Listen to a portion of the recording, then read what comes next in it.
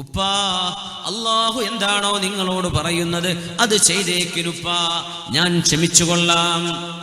ഫലമ്മാ അസ്ലമാ വതല്ലഹു ലിൽജബീൻ.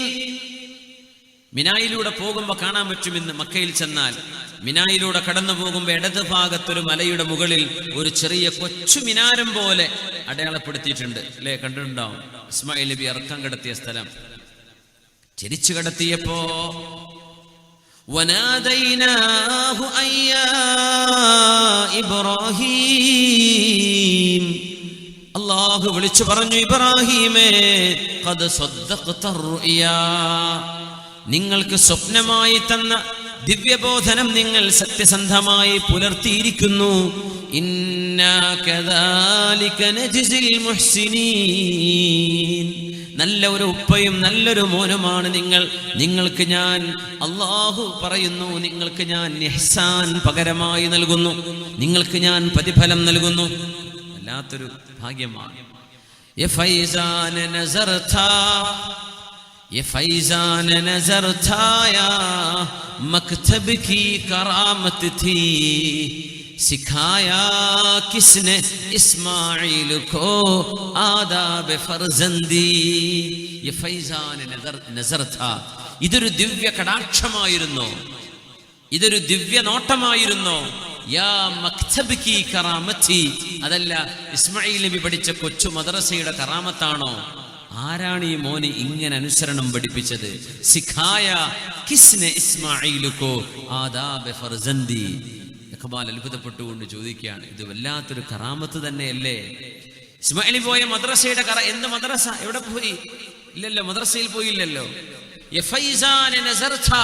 ഇത് അല്ലാഹു തആല നൽകുന്ന ദിവ്യ കടാക്ഷമാണ്.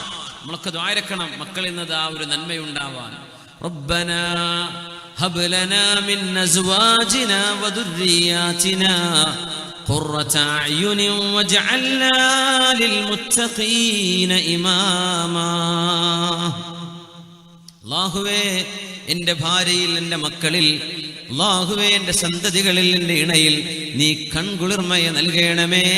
സജ്ജനങ്ങൾക്ക് മുമ്പിൽ നിൽക്കാൻ പറ്റിയവരായി എന്നെ മാറ്റി നൽകേ, എന്നെ മാറ്റിത്തരയണമേ. എന്താ അതിൻ്റെ അർത്ഥം? സജ്ജനങ്ങൾക്ക് മാതൃകയായി എന്നെ മാറ്റിത്തരണേ. ഇമാം എന്ന് പറഞ്ഞാൽ എന്താ? ഇമാം ഇന്നമാ ജുഇലൽ ഇമാമു ലിയുതമ്മ ബി. ഇമാം ചെയ്യുന്ന പോലെ മഅ്മൂം ചെയ്യാൻ പാടുള്ളൂ, ഇമാമിനെ ഓവർടേക്ക് ചെയ്യാൻ പാടില്ല, അല്ലേ? ഇമാം എന്ത് ചെയ്യുന്നു അതേ ബാക്കിൽ മഅ്മൂം ചെയ്യാൻ പാടുള്ളൂ, അങ്ങനല്ലേ? അപ്പൊ നമ്മൾ മക്കൾക്ക് ഇമാമാവണമെന്ന്, വാപ്പാരൊക്കെ മക്കൾക്ക് ഇമാമിയങ്ങളാണ് എന്ന് പറഞ്ഞാൽ എന്താ? മക്കള് നമ്മളെ കണ്ട് പഠിക്കണം. അപ്പൊ നമ്മളെ നന്നാക്കി തരണേ എന്നാ ചോദിക്കണത്. നമ്മളെ നന്നാവണ്ടേ? നമ്മൾ വാപ്പ കള്ളുകൂടി വലിയൊക്കെ ഉണ്ട്, മക്കളൊന്നും ചെയ്യരുതെന്നാ വാപ്പാൻ്റെ ദുആ. പറ്റൂല, നമ്മൾ നന്നാവണം. അതാ വല്ലാത്ത അത്ഭുതമുള്ള ദുആയാണത്. എൻ്റെ മക്കളിൽ കൺകുളിർമയെ നൽകണേ. പിന്നെ പറയാ, എൻ്റെ മക്കൾക്ക് ഞാൻ മുമ്പിൽ നിൽക്കാൻ പറ്റിയ ആളാക്കി തരണേ, എന്നെ നന്നാക്കി തരണേ. അപ്പൊ നമ്മൾ നന്നാവും, കുടുംബവും മക്കളൊക്കെ നന്നാവും. ആ ദ്വാരക്ക ഇന്നത്തെ കാലാണ്.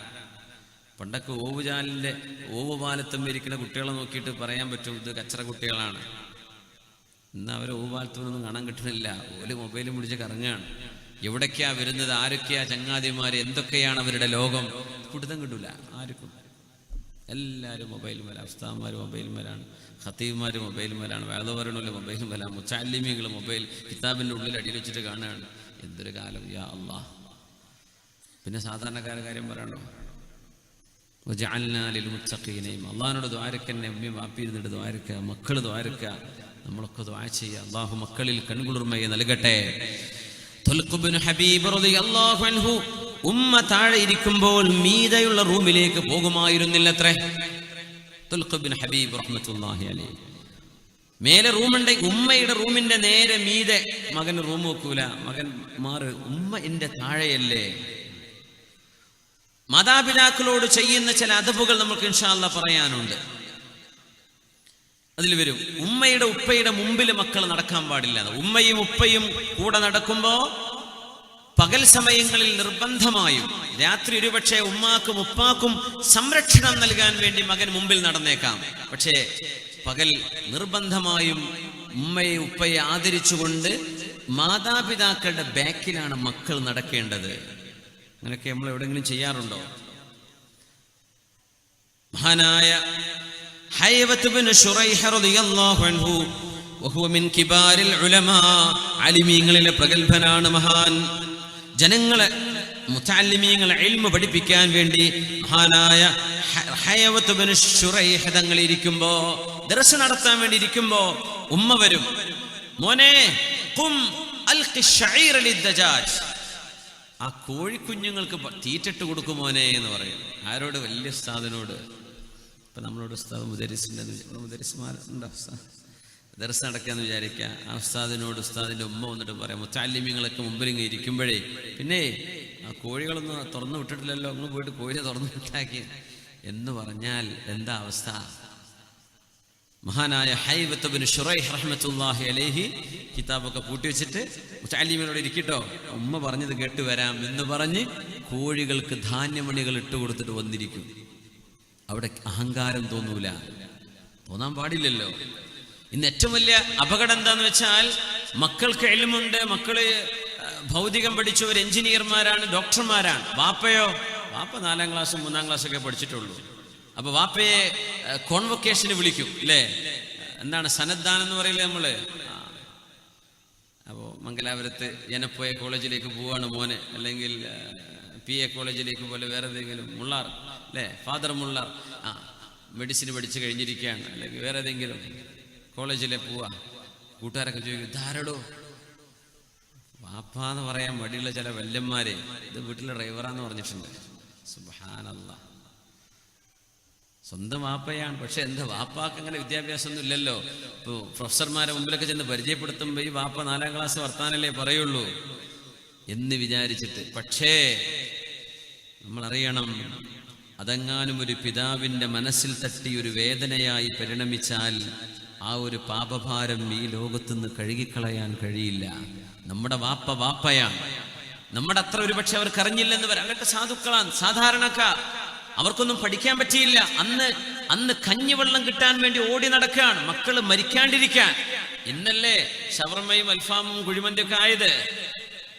അന്ന് നമുക്ക് കഞ്ഞിവെള്ളം തരാൻ വേണ്ടി അവർ ഓടുകയാണ്. അതിനുവേണ്ടി അവർക്ക് കോളേജിൽ പോകാൻ പറ്റിയില്ല. അതുകൊണ്ട് അവർക്ക് ഹൈസ്കൂൾ പഠനം കഴിഞ്ഞില്ല. അവര് 4ാം ക്ലാസ് മുതൽ അധ്വാനിക്കാൻ ഇറങ്ങി. 60-70 കിലോമീറ്റർ നടന്ന് മംഗലാപുരത്തേക്കും അതിനപ്പുറത്തേക്കും മരക്കച്ചവടത്തിനും അല്ലാത്തതിനും കന്നുകാലികളെ കൊണ്ട് യാത്ര പോവാൻ, കൊച്ചുമക്കളെ പോറ്റി വളർത്താൻ. ആ ഉമ്മയെ ഉപ്പയെ എൻ്റെ ഉമ്മയാണ്, എൻ്റെ ഉപ്പയാണ് എന്ന് സ്നേഹത്തോടെ പറയാൻ നമ്മളെ കൊണ്ടാവില്ലെങ്കിൽ എന്ത് ഡോക്ടറേറ്റാ, എന്ത് PhD?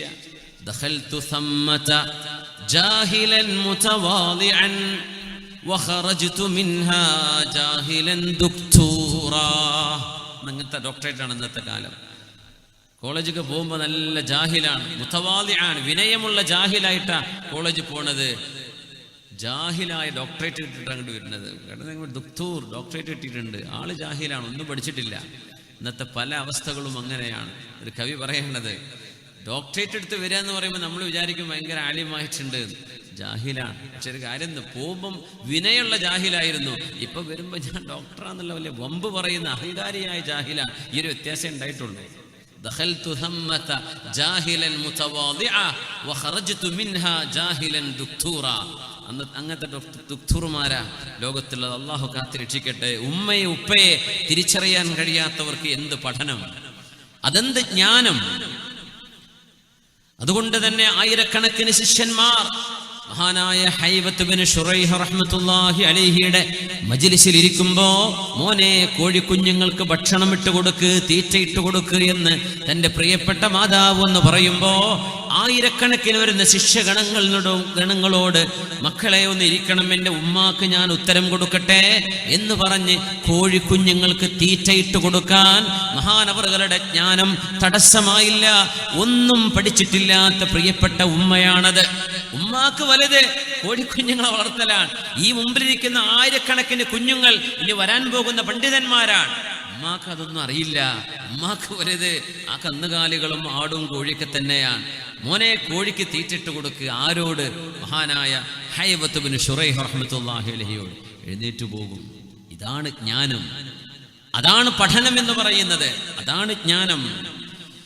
മഹാനായ ഇബ്നു അബീ ബുറൈദ റളിയല്ലാഹു അൻഹു പറയുന്നുണ്ട്, സമിഅ്തു അബീ യുഹദ്ദിഥു അന്നഹു ഷഹിദ ഇബ്ന ഉമർ വറജുലുൻ യമാനിയുൻ യതൂഫു ബിൽ ബൈതി ഖദ് ഹമല ഉമ്മഹ്. ഇബ്നു ഉമർ റളിയല്ലാഹു അൻഹുവിന്റെ മുമ്പിലുണ്ടായ ഒരു അനുഭവമാണത്. അത് കാണുന്നത് മഹാനായ അബൂ ബുർദ റളിയല്ലാഹു അൻഹു. ഒരാൾ യമനിൽ നിന്ന് ഉമ്മയെ കൊണ്ടുവരാൻ ഉംറ ചെയ്യാൻ. ഉംറയോ ഹജ്ജോ മതാഫിൽ വന്നിട്ട് യമനിന്നേ ഉമ്മാനെടുത്തിട്ടാ വരുന്നത്. യമനിന്ന് ഞാൻ ചോദിക്കട്ടെ, നമ്മൾ സാധാരണ ഉംറക്കൊക്കെ പോകുമ്പോഴേ താമസിക്കുന്ന റൂമിൽ നിന്ന് മത്താഫൊക്കെ ഉമ്മാനെ തോളിച്ച് കൊണ്ടുവരാൻ പറ്റുമോ? പോകട്ടെ, തവാഫൊക്കെ നമ്മൾ വിചാരിക്കും നല്ല സുഖമുള്ള ഏർപ്പാടാണെന്ന്. 2 മണിക്കൂർ 3 മണിക്കൂറൊക്കെ കൊടുക്കും ചില നേരം ഒരു 7 ഷൗത്ത് അങ്ങോട്ട് കിടക്കാൻ. നമ്മൾക്ക് ഒറ്റക്ക് നടക്കാൻ കഴിയില്ല. ഒരു കുഞ്ഞിനെടുത്ത് നടക്കാൻ നമുക്ക്, ഒരു കുഞ്ഞിന് ഉംറ ഉണ്ടെങ്കിൽ എന്ത് പ്രയാസം തോന്നുന്നുണ്ട്. ഒരു ഉമ്മാക്ക് സ്വന്തം ഉംറ ചെയ്യണം, തവാഫ്, എന്നിട്ട് കുഞ്ഞിന് വേറെ ചെയ്യണം. ഒരു കുഞ്ഞിനെടുത്ത് നമുക്ക് നടക്കാൻ പറ്റുന്നില്ല.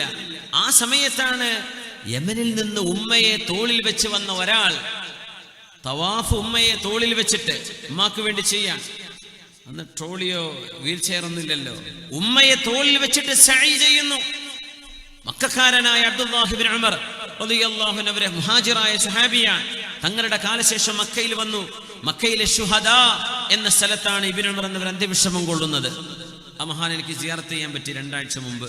ഇബ്നു ഉമർ റളിയല്ലാഹു അൻഹു അല്ലാഹുവിന്റെ റസൂലിന്റെ സ്വഹാബികളിൽ മുത്തബിഉ സുന്നയായ മഹാൻ. ഞാൻ മരണപ്പെട്ടാൽ എന്റെ ഖബറിന്റെ അടുത്ത് വന്ന് ഖുർആൻ ഓതണമെന്ന് വസിയത്ത് ചെയ്തിരുന്ന ഇബ്നു ഉമർ റളിയല്ലാഹു അൻഹു. ശുഹദാ എന്ന് പറയുന്ന സ്ഥലമുണ്ട് മക്കയിൽ. മാഷാ അല്ലാഹ്, അവിടെ അന്ത്യവിശ്രമം കൊള്ളുകയാണ്. ആ മഹാൻ മക്കയിലുണ്ട്. ഉമ്മയെ തോളിൽ വെച്ച് ഉംറ ചെയ്യാൻ കൊണ്ടുവന്ന യമനിയായ ആള്.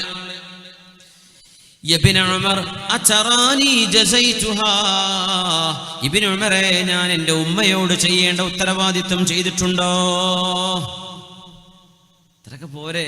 ഉമ്മാക്ക് ഉപകാരം ചെയ്യണം എന്നൊക്കെ പറഞ്ഞതേ, ഈ തോളിലേറ്റ് നടക്കണതൊക്കെ പോരേ എന്നാ ചോദ്യം. ഇല്ല. വലാ ബിസഫറത്തിൻ വാഹിദ.